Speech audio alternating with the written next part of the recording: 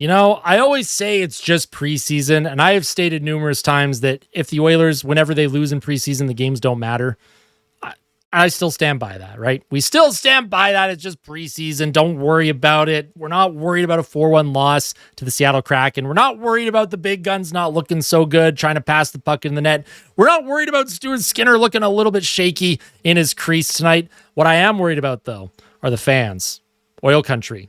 We gotta calm down, okay? We can't be doing the wave. We can't be doing the wave in preseason. Also, is something haunted? What is happening? Why is there a light going off? Did you all see that? Now, in the last post-game fan reaction I did, someone said that the coat hanger behind me was swinging back and forth, and now we're starting to see some power flickers going on here. Not sure what that's all about. Maybe my energy is just causing electrical activity in the room to be a little bit off.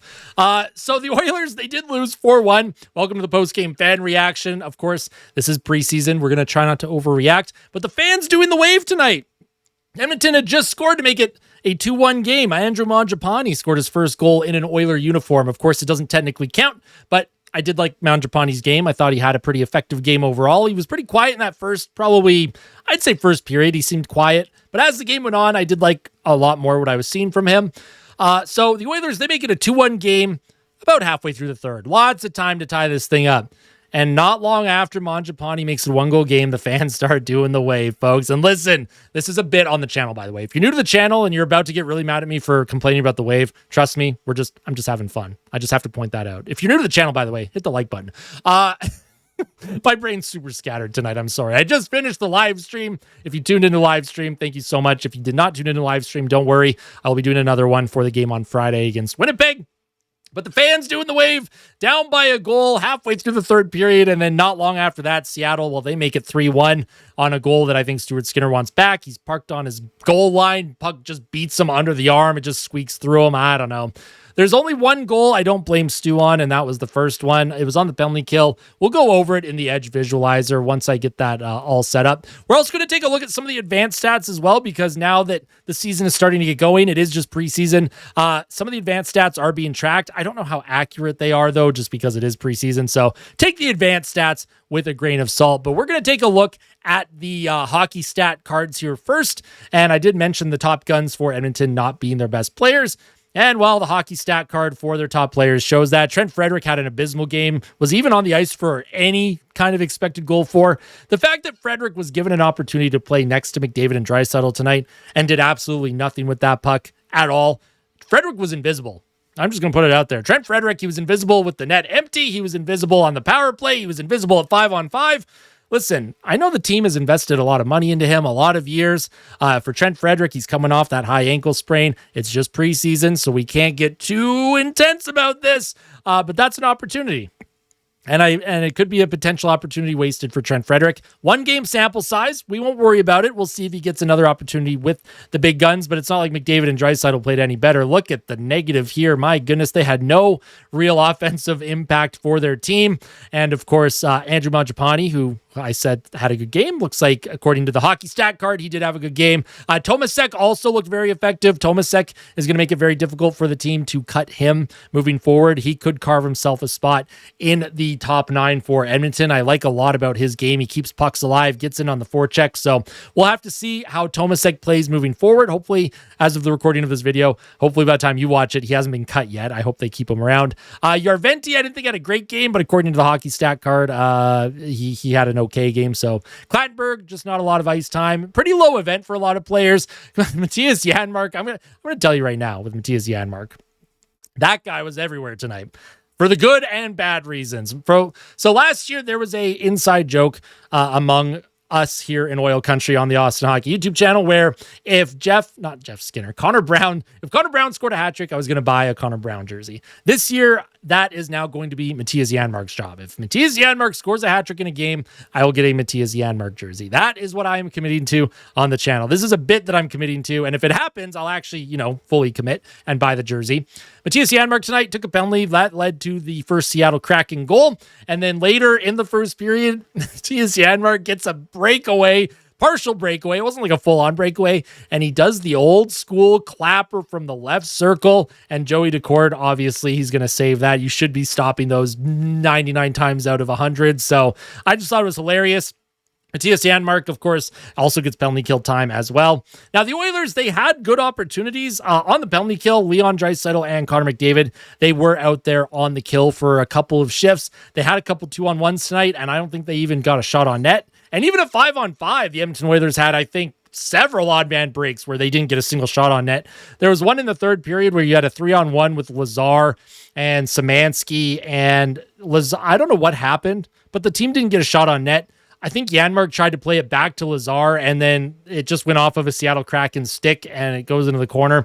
Just wasted opportunities. Obviously, you're going to hope they bear down on these chances when the regular season hits. But why would fans be concerned, by the way? Because there's probably some concern here in oil country. We have seen that before, where sometimes it doesn't look good in preseason, and then that also translates to the regular season for the first few weeks. Happened last year where we all thought that, they're just saving their energy for the regular season. And then the regular season started, and it was like, oh, maybe they're not saving their energy. Maybe they're just bad right now. I really hope that's not the case here. I don't want to say that that's the case because, again, 1 game sample size. I'd like to hope that tonight, especially for the big guns, it's just trying to get a feel for the puck, get a feel for the game, feel for the speed of it, and hopefully they just bear down on a few more chances. Connor McDavid, later in the third period, he had a partial breakaway. He tried to go backhand short side. He didn't even hit the net. It went like 3 feet wide of the net off of the end of McDavid's stick. Not very McDavid-like, right? There's a lot of plays tonight where it just wasn't really McDavid-like. You're not used to seeing those types of plays. Draisaitl had a couple chances on the power play with those one-timers, but Decord and Coco were able to come up big with the stops. Let's get into the edge visualizer for the goals here. Now, you're not going to want to watch the Seattle Kraken goals, but I do have to give Stu some defense here on this first one. This was on the power play for Seattle. The Oilers just make a change. Now, this one's not on Stu, right? You have Regula, who loses Furcus. By the way, Jaeger Furcus. What a name. Look at this guy. What an absolute beaut this guy is. Can you imagine being Jaeger Furcus and scoring on Stuart Skinner in a preseason game? That guy's probably feeling pretty darn good. On the power play for the Kraken, now the initial shot was blocked by Millman, and then the second shot attempt comes in, and where is Regula going here? Regula and Hamblin and Millman, well, 2 Seattle Kraken behind 3 Oilers defenders. That's not a recipe for success. Now, Stuart Skinner made the initial save, but Furcus on this rebound here, there's literally nothing Stuart Skinner could do. Literally nothing. I don't know what you want Stuart Skinner to do. Some people say, we want the save. Well, obviously you want to save, but that one's not on Stu, folks. Furcus, he puts that into the wide open net. This was the goal that I didn't like that Stu gave up. The Oilers were hemmed in. It was their top line. Bouchard just throws the puck to literally no man's land. Puck kept alive by the Kraken, and then it's played behind Bouchard. It comes to Morrison.